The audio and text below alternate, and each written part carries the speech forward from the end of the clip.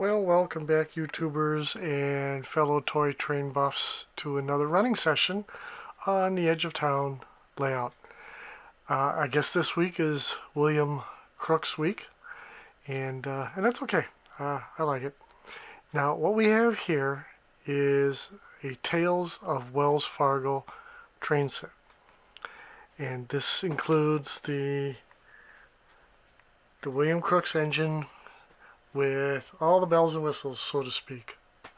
Well, okay, maybe no bells, maybe no whistles, but it's got smoke, headlight, it's got the gold detailing, it's got all that. Then we've got the Tales of Wells Fargo plastic tender. This train has the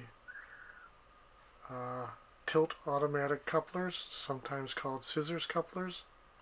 It's okay. The number 1 baggage car, it's a combine, and the number 3 coach. 1 and 3. What happened to number 2? Marx couldn't count? I don't know. Now, there's a bunch of us out there who are not only into Marx trains, but Marx playsets. And you know, we know that Marx put out a ton of Western playsets. This came with the Tales of Wells Fargo set. I don't have the box, but over the years I've gotten pretty much all the individual pieces. The tin-litho, streetfront, the Cowboys and Indians, the other stuff. But to go back to what I was originally talking about, Marx put out a lot of Western themed playsets. You know, Fort Apache, an icon in the toy world. Then they had Roy Rogers, and they had the Lone Ranger, and they had just generic sets. They just had a whole ton of, 1800s Western themed sets. So I continuously ask myself, well, all right, not continuously. I don't spend 24/7 asking myself this question. But, hey, why could they not carry over their trains and take that theme forward, just like we talked about in previous videos? They could have added a box car, a flat car, some other things in the old style. The truss rod, old timer style cars. Now, you see here? Can you see that? The faux truss rods, which was a design of the 1800s. Now, that being said, we are fortunate enough to have this really nice set. Now, I don't know, do you remember when I said that, let me get it, this engine would not run through the Marx switch both ways. It would only go that way. This engine, on the other hand, travels pretty much flawlessly in either direction. I don't get it. Go figure. Yeah, it works good in either direction. That's not a complaint. That's finally a good on ya, Marx. But it is unusual. Okay, it's a smoker. I've had it smoking here, but here's what happens. Unless I put this up at full speed and hold the engine up from the rails, that's when it smokes. Other times it's really kind of hard to see the smoke coming out of it. Headlight doesn't work, I gotta mess with that.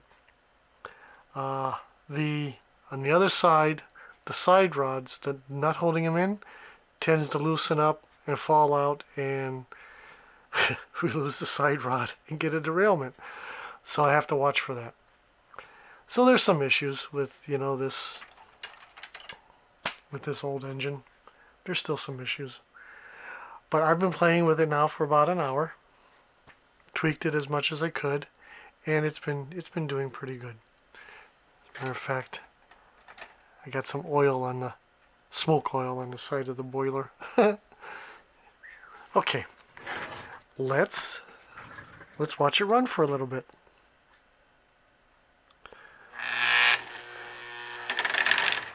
Backwards.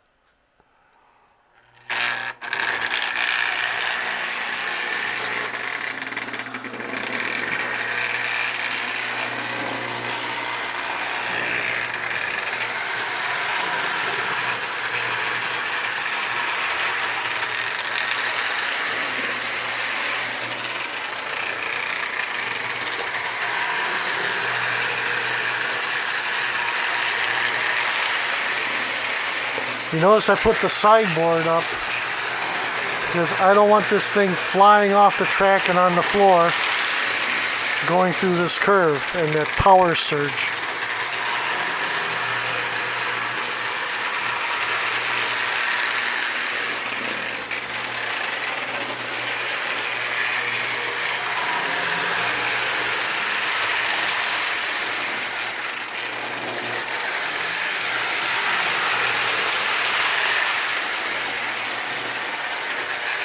Pretty much have to keep my hand on the power pack.